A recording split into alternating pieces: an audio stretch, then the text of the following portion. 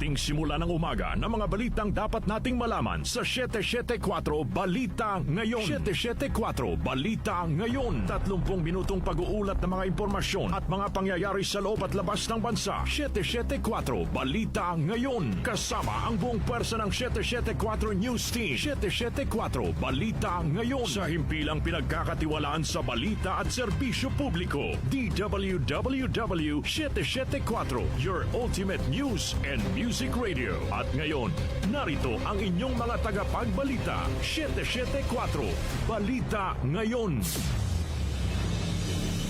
774 Balita Ngayon.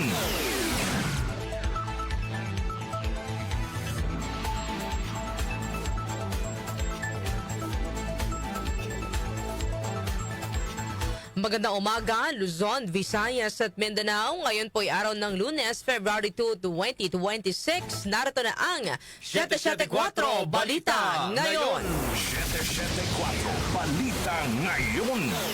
At sa ating pong mga headline, taas presyo sa mga produktong petrolyo nakaambang ngayong linggo.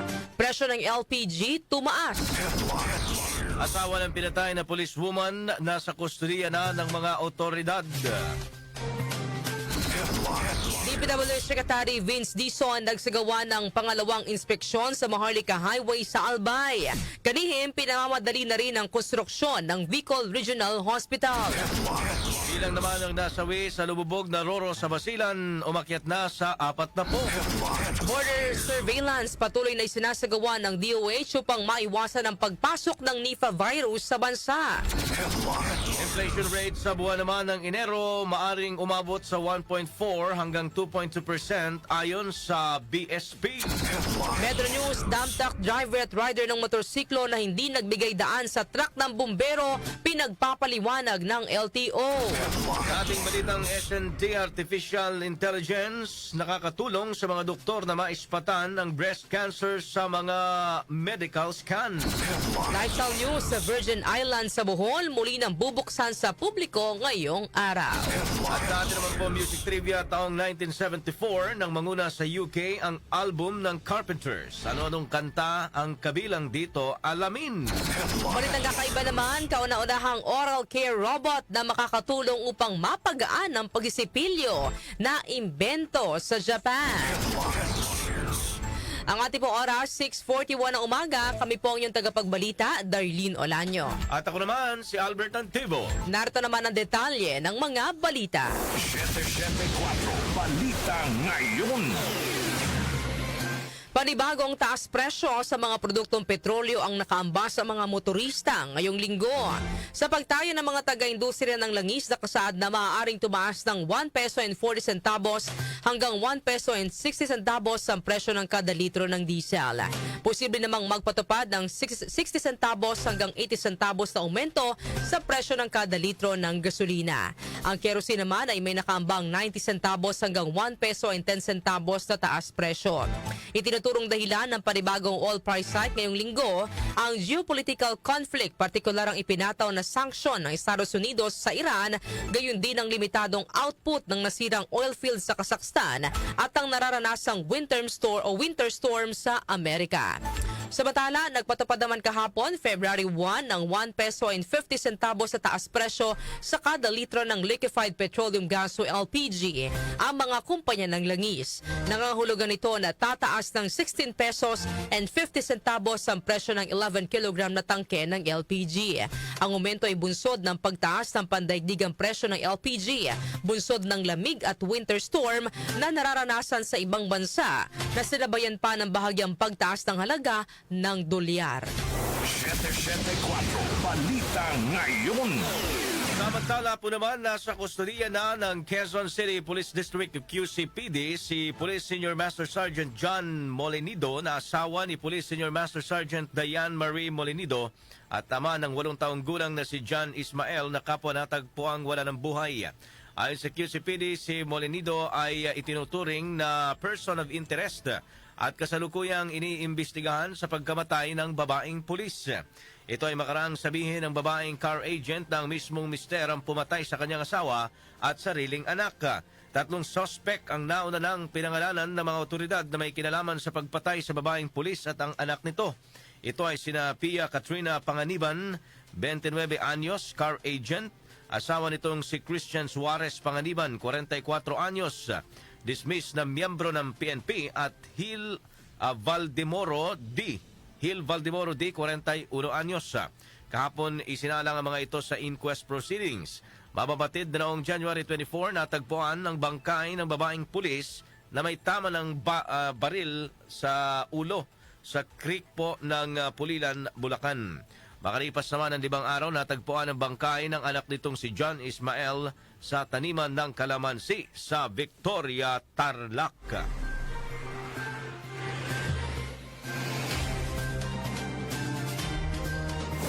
Siyete 4 Balita Ngayon. Nagtungo kahapon si DPWH Secretary Vince Dizon sa Albay upang isagawa ang ikalawang bahagi ng pag-inspeksyon sa Maharlika Highway. Ayon kay Dizon, ito ay bahagi ng direktiba ni Pangulong Ferdinand Marcos Jr. na magsagawa ng malawakang rehabilitasyon sa naturang highway. Nakasama ni Dizon si Albay Governor Noel Rosal sa shuttle habang binabaybayang highway patungo sa ilang inspection point. Kabilang din sa inspeksyon ng kalihim ay ang malabog flyover sa Daraga Albay at ilang sirang bahagi ng daang Maharlika sa Anislag, Daraga at Sorsogon, pati na rin ang isa sa mga legacy hospital projects ng administrasyon na Bicol Regional Medical Center sa Legazpi City. Kaugnay nito, ipinag-utos po ni Dizon ang pagpapabilis sa konstruksyon ng naturang ospital. Ayon kay Dizon, hindi katanggap-tanggap ang pagkadelay ng isa sa mga legacy projects ng Pangulo na makakatulong sana sa serbisyong medikal ng mga mamamayan ng Albay at karatig lalawigan nito. Samantala, natigil na pagtatayo ng mga proyektong pabahay ni Pangulong Ferdinand Marcos Jr. sa Caloocan City, pinamamadali. Gina Mape sa detalye. Tiniyak ni Department of Human Settlements and Urban Development Secretary Jose Ramon Aliling na matatapos sa lalong madaling panahon ang mga natinggang proyektong pabahay ng Pangulong BBM sa Caloocan City. Inatasan ng kalihim si Social Housing Finance Corporation President Federico Lacsa na madaliin ang rehabilitasyon at pagpapaganda sa mga natigil na pabahay. Layunin ng hakbang na wakasan ang mahigit 1 dekadang paghihintay ng mga benepisyaryo at maiwasan pa ang kalagdagang pagkasira ng mga proyektong pabahay. Ininspeksyon ni Secretary Aliling ang 35 low-rise na gusali sa Barangay Bagumbong at Camarin na inaprubahan noong 2014 at 2015 na nangangailangan ng rehabilitasyon. Sa sandaling matapos ang konstruksyon, inaasahang 5,000 individual ang makikinabang sa 35 low-rise na gusali. Ang pabahay ay bahagi ng Expanded Pambansang Pabahay para sa Pilipino o 4PH program ng administrasyon ni Pangulong Ferdinand Marcos Jr. Ako si Gina Mape ng DWWW774, your ultimate music radio. Maraming salamat, Gina Mape. Siyete 4 Balita Ngayon. Samantala, pumalo na sa 4 na po ang bilang po ng nasawi sa lumubog na MV Tricia Kirsten 3 matapos ma-recover ang 3 pang bangkay. Ayon sa Philippine Coast Guard o PCG, natagpuan ang mga biktima sa tulong ng lokal na pamahalaan ng Haji Mutamad. Kinumpirma naman ng PCG na isang Coast Guard personnel ang isa sa mga na-recover na bangkay. Kinilala ito ng PCG bilang si Seaman First Class Salkaizar Hajail na biniripika sa base sa kanilang standard procedures at sa pakikipagtulungan sa pamilya nito. Samantala, sinabi naman ng Maritime Industry Authority o Marina, iimbestigahan nila ang salaysay ng mga nakaligtas tungkol sa kakulangan ng life vest, nawawalang pangalan sa passenger manifest at ang ulat na ang nasabing ferry ay replacement vessel lamang. Sa dagdag na mga balita, Senador suportado ang tanggal epal na politiko sa mga billboards. Narito po ang report ni Conde Batak. Conde. Sinusuportahan ni Senate President Pro Tempore Ping Lacson ang hakbang ng DILG na ipatanggal ang mga pangalan at mga larawan ng mga opisyal ng gobyerno sa mga proyekto. Kasunod na ito ng inilabas na Memorandum Circular ng DILG kung saan ipinagbabawal ang pagpapaskil o paglalagay sa mga karatula ng mga proyekto ng gobyerno ng pangalan, larawan, imahe, slogan, color motif, initials o anumang simbolo na may kinalaman sa sinumang opisyal o politiko. Iginiti Lacson na walang lugar sa serbisyo publiko ang mga epal na billboards na may pangalan at mga mukha ng mga politiko at maaari pa itong magpahiwatig ng overpricing hindi lamang sa mismong proyekto kundi pati na rin sa billboard na nagpo-promote nito. Kinatigan din ng senador ang posisyon ng ahensya ng mga government programs ay pinondohan ng mga taxpayers at kinakailangan magpakita ito ng public service at hindi political credit grabbing. Umaasa rin ang senador na sa pagsusulong ng paghihigpit laban sa mga galawang epal na politiko ay maiwasan na ang mga pang-aabuso at political patronage sa mga programa at sa budget. Conde Batak ng DWWW 774, your ultimate music radio. Maraming salamat, Conde Batak. 774 Balita Ngayon. Tiniyak naman ng Department of Health o DOH na maayos na nakalatag ang mga border surveillance at screening protocol sa mga daungan at paliparan ng bansa bilang patuloy na pag-iingat sa Nipah virus. Ayon sa DOH, ang lahat ng daungan at gateway sa buong bansa ay may mga itinalagang substation ng Bureau of Quarantine o BOQ kung saan nakaposisyon ng mga infrared thermal scanners sa bawat arrival concourse. Sa mga istasyong ito, 2 BOQ nurse ang nakaistasyon upang subaybayan ang temperatura ng mga pasaherong darating mula sa ibang bansa. Sinabi rin ng DOH na kailangang kumplituhin ng mga pasahero ang health declaration checklist sa e-travel application na kinakailangan upang makapasok sa bansa. Pinayuhan din ang kagawaran ng publiko na bagamat wala pang naitatalang Nipah virus sa Pilipinas, patuloy na ugaliin ang wasto at regular na paghuhugas ng kamay at maayos na paghahanda ng mga pagkain. Si ruling kaugnay sa impeachment laban kay Vice President Sara Duterte nagpapahina at sumasapaw sa kapangyarihan ng Kamara. Detalye po ihahatid ni Grace Mariano.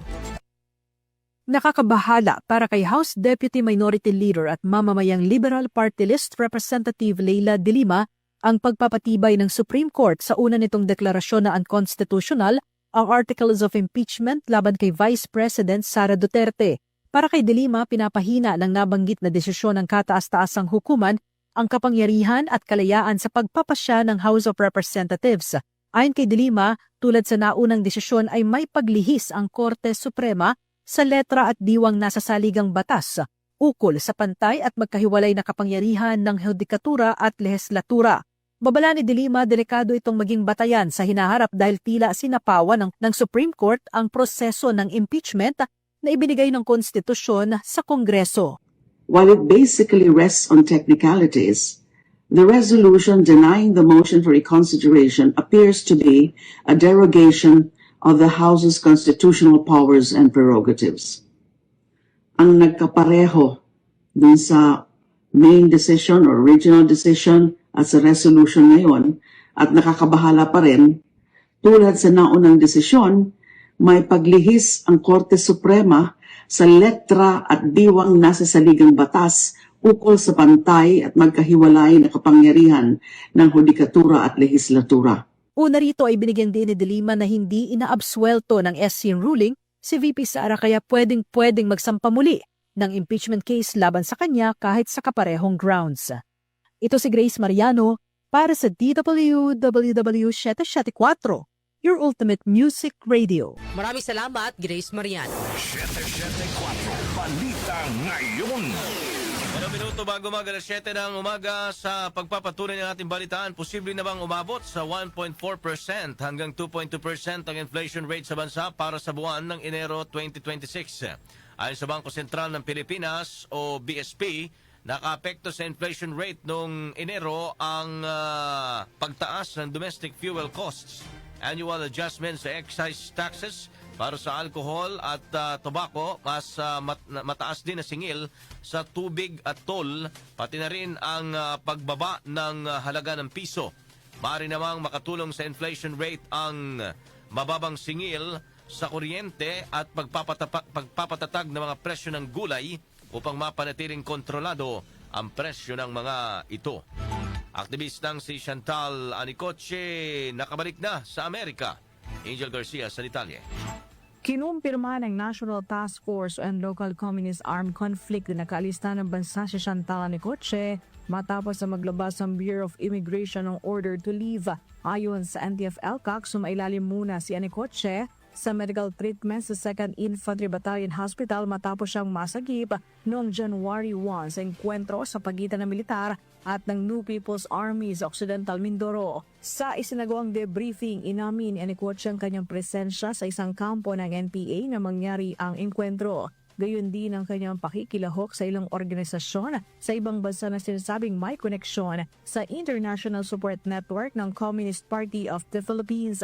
Kaugnay niyan sinabi ni NTF-ELCAC Executive Director Undersecretary Ernesto Torres Jr. na inilabas ng kautusan ng BI ay isang administratibong hagpang alinsunod sa umiiral na batas at hindi nangangahulugan na napawalang sala si Anicoche o nagpapatunay na siya ay biktima ng political persecution. Ani Torres, ang karanasan ni Anicoche ay nagsisilbing babala sa mga kabataan na nahihikayat sumali sa armadong pakikibaka. Angel Garcia ng DWWW 774, your ultimate music radio. Maraming salamat, Angel Garcia. 774 Balita Ngayon. Kayo pa rin po ay nakatutok sa 774 Balita Ngayon. Kami po ang inyong tagapagbalita, Darlene Olanyo. Ako naman si Albert Antivo. 774 Balita Ngayon. Metro News. Metro News. Nagpadala na ng show cause order ang Land Transportation Office o LTO laban sa driver ng isang dump truck at isang motorsiklo na hindi umano nagbigay daan sa isang fire truck sa Tanza, Cavite. Ayon sa LTO, kailangan humarap sa kanilang tanggapan sa February 4 ang mga driver ng dalawang sasakyan upang isumite ang kanilang paliwanag kung bakit hindi sila dapat managot sa mga kasong failure to yield the right of way for emergency vehicles at obstruction at bakit hindi dapat suspindihin ang kanilang mga lisensya sa pagiging improper person to operate a motor vehicle. Kailangan ding magtungo sa LTO ang rehistradong may-ari ng dalawang sasakyan upang magpaliwanag kung bakit hindi siya dapat managot sa kasong employing a reckless, arrogant, insolent, or discourteous driver. Inilagay na sa alarm status ang dalawang sasakyan at sinuspindi na ang lisensya ng mga driver ng 70 araw habang isinasagawa ang investigasyon. Samantala, patay ang isang 28 anyos na motorcycle rider matapos pagbabarilin ng riding in tandem sa Barangay Gulod, Novaliches, Quezon City kagabi. Nasawirin matapos na madamay sa pamamaril ang isang 24 anyos na lalaking nagbibisikleta na isang criminology student. Ayon sa ulat, pupunta lamang sana sa kanyang nobya ang siklista. Iniimbestigahan na ng Quezon City Police District o QCPD ang krimen upang malaman ang pagkakakilanlan ng riding in tandem at dahilan ng pamamaril. Foreign exchange rates. Foreign exchange rates. Narito naman ang update sa ating foreign exchange rates. Ang palitan po ng piso kontra dolyar ay nasa 58 pesos and 89 centavos. Nasa 70 pesos and 50 centavos naman ang palitan ng piso kontra euro, habang ang British pound ay nasa 81 pesos and 34 centavos. Ang palitan naman ng piso kontra Saudi Real ay nasa 15 pesos and 70 centavos, habang ang Japanese yen ay nasa 38 centavos. Lotto results. Lotto results. Update naman po tayo sa resulta ng Lotto. Iatid po sa atin ni Jonah Bakiran. Jonah. Narito na ang mga lumabas na winning combination sa Ultra Lotto 658 na binola kagabi February 1, 30, 17, 20, 28, 55 at 23, kung saan naabot sa 75 million pesos ang papremyo. Habang ang bola naman sa Super Lotto 649 ay ang 8, 10, 15, 25, 21 at 2, kung saan ang papremyo ay 26,094,363 pesos and 75 centavos. Wala namang nakapag-uwi ng nasabing mga papremyo.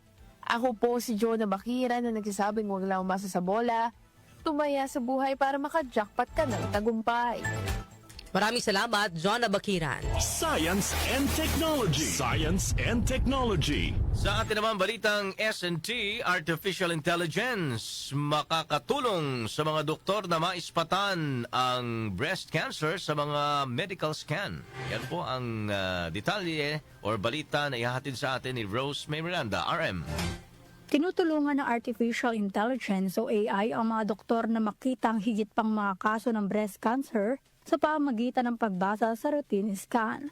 Ang naturang findings ay resulta ng kauna-unahang trial sa mundo kung saan nagmumungkahi rin ito na dapat ilunsad ng mga bansa ang mga programa na sinasamantala ang kakayahan ng pag-scan ng AI upang mapagaan ang workload ng mga short-staff radiologists.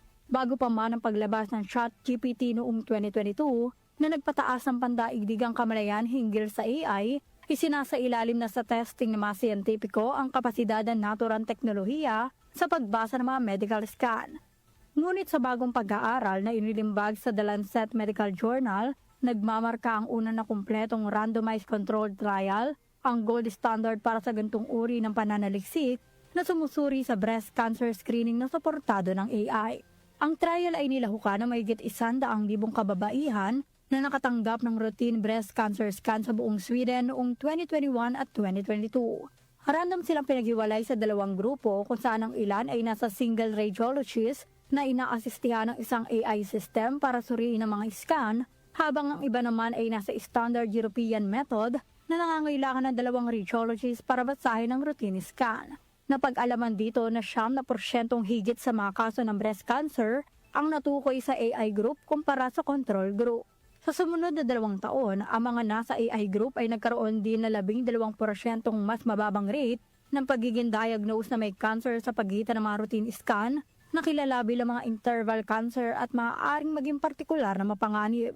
Samantala, inihayag ni Christina Lang ng Sweden's Land University, senior author ng pag-aaral, na maaaring makatulong ang malawakang paglulunsad ng AI-supported mammography sa mga cancer screening program para mabawasan ang mga workload pressure sa mga radiologists, gayon din sa pagdetect ng mas maraming cancer sa early stage. Ngunit idiniin niya na dapat itong gawin ng maingat at may patuloy na monitoring.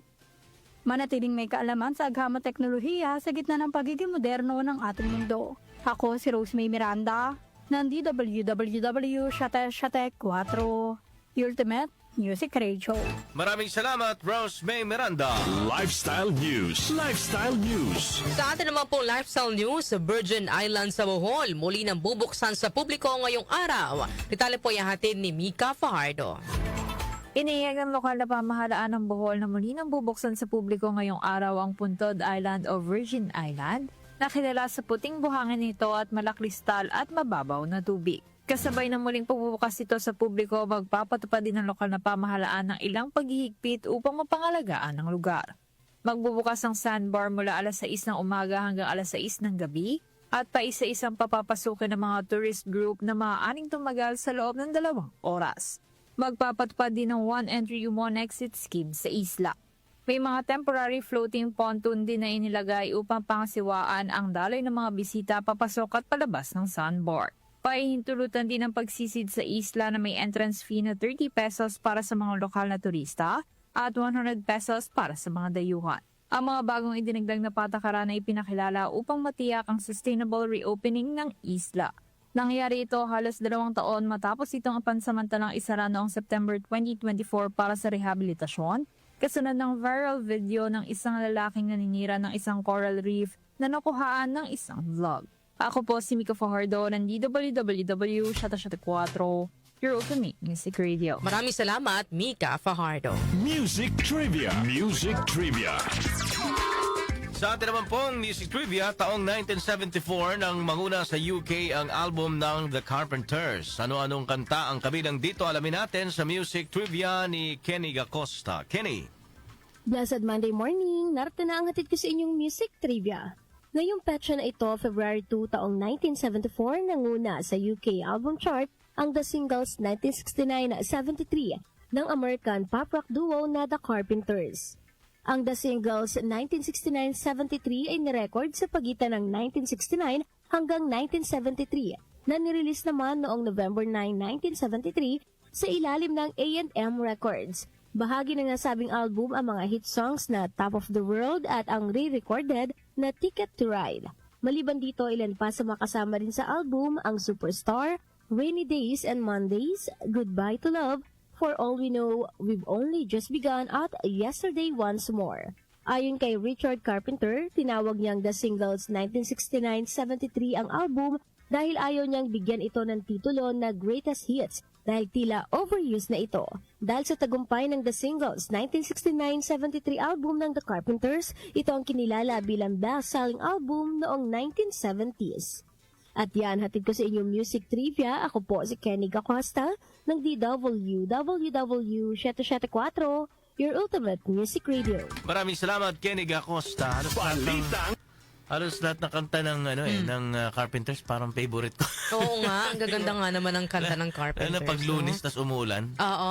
Yung Talking to myself, I'm feeling old. Para nakakapag-senti. Rainy days and Mondays always get me down. Pero hindi pwede. Hindi Lunes pa pwede. lang. Alamin natin ang balitang kakaiba naman ni Doc Justin. Nasaan niya na si Doc Justin? Ito muna yung headline natin. Ano bang hatid sa atin ni Doc Justin? Kauna-unahang oral care robot na makakatulong upang mapagaan ang pagsisipilyo na imbento sa Japan. Good morning, Doc Justin. Ano ang detalye ng ihatid mo sa amin ngayong umaga? Good morning. Lahat ng mga tamad magsipilyo, makinig kayo.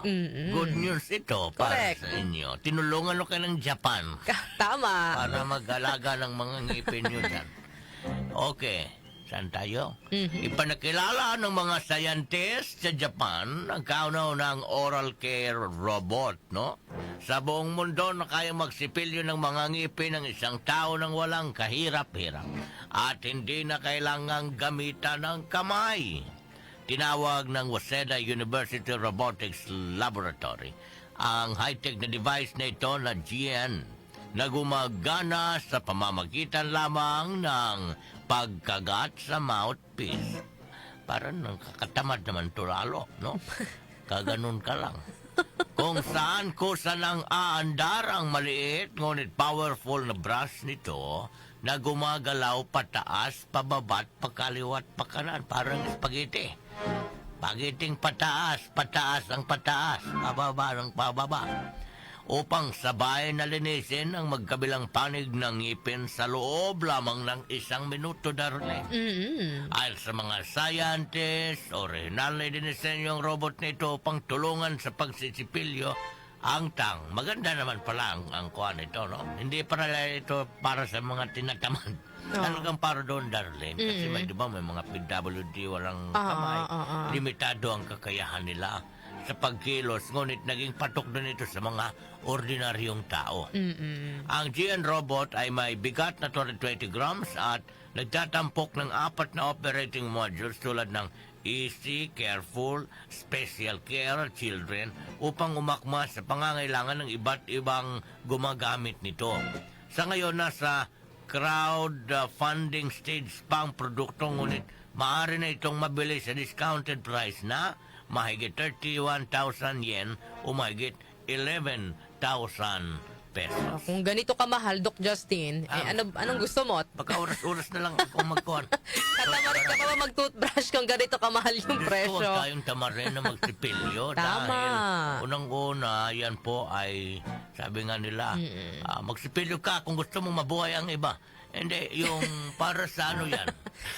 Oral hygiene. Oral hygiene. Oo, di ba? Hanggat, syempre, iba pa din yung kapag yung ngipin mo original pa, di ba? Hindi pa nabunot ng dentista, di ba? Tsaka masakit ang mas pag sumakit ang ngipin, talagang Ramdam ng buong, ano ba yung sabi, ramdam ng buong... Sakit ng... Ano ba yun? Ano yung kasabihan na yun, Kenny? Basta yung, di ba, yung isang ngipin lang yung sumakit sa'yo, talagang ramdam ng buong katawan mo, no? Ramdam ng buong katawan ang sakit ng isang ngipin, no? Ang kalingkingan. Oo, di ba? Hanggang kalingkingan. Talagang aaray kapag sumakit ang ngipin. Kaya magano tayo lagi, ha? Magsipilyo tayo, lalo na kung kakainin natin ay mga malalansa. No? Correct. Kasi nagkukos talaga ng lalo na matatamis. Matatamis Oo, din. tama. Oo, tapos yung humigop ng sabaw ng malunggay. Kitang-kita ang ebidensya kung hindi kayo magsipilyo. Tama. Sige, magsipilyo na ako, ha? Ako si Doc Justin. Just out na ako. Thank you. Maraming salamat, Doc Justin, sa iyong balitang kakaiba. O, ito daw sabi ni Kenny, ang sakit ng kalingkingan ay sakit ng buong katawan. Yun pala yung gusto nating sabihin, Doc Justin. Ayan, maraming salamat, Doc Justin, sa atin pong balitang kakaiba. O, bago tayo magtapos sa ating balitaan, Albert, bigay ko lamang ang ating katanungan. Ngayong araw po ng Lunes na ating pong bibigyan ng opinyon sa ating pong programang Opinion Mo, Opinion Ko. Pabor ba kayo sa atas ng DILG na alisin na ang muka at iba pang identification ng politiko sa proyekto ng pamahalaan at bakit? Yan. Marami kasi yan, Albert, no? Yung mga tarpaulin, Oo, parang nandyan ito? yung mga mukha ng mga politiko. Ito ba bilang suporta doon sa Anti-epal. Epal? Sige, mamaya, tingnan natin, Albert, no? Himay-himayin natin. Ano ba yung pinanghuhugutan ng okay ating na yan. topic ngayong araw po ng Lunes? Kasi magulat ka, sila parang Oo. buong angkan pala tong ano. Correct. Parang naging family picture na yung Yes. tarpaulin. Oo, naging collage. Family Ayan. collage. Oo. Anyway. So, Sige. yan po. Mga kanyusik, ulitin ko, pabor ba kayo sa atas ng DILG na alisin na ang muka at iba pang identification ng politiko sa proyekto ng pamahalaan at bakit? So, ang ating pong text line para po sa inyong mga opinion, 0929-321-8738 at maaari din po kayo mag-comment sa ating pong Facebook Live at sa ating YouTube channel. Inyo pong narinig ang mga may init na balita ngayong araw po ng Lunes, February 2, 2026. Kami po ang inyong tagapagbalita, Darlene Olanyo. At ako naman, si Albert Antibo. Napasa inyo ang 774 Balita Ngayon. 774 Balita Ngayon.